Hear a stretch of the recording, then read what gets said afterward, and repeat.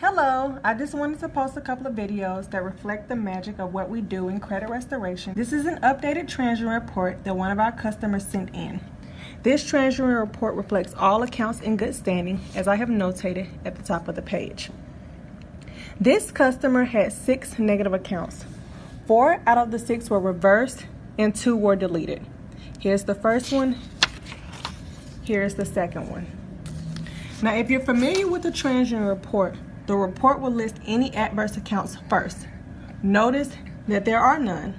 However, the accounts listed here all had late payments and had been charged off.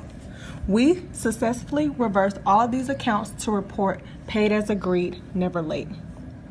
So if you'll see there, you'll see the current paid as agreed, and the timeline reflects no late payments.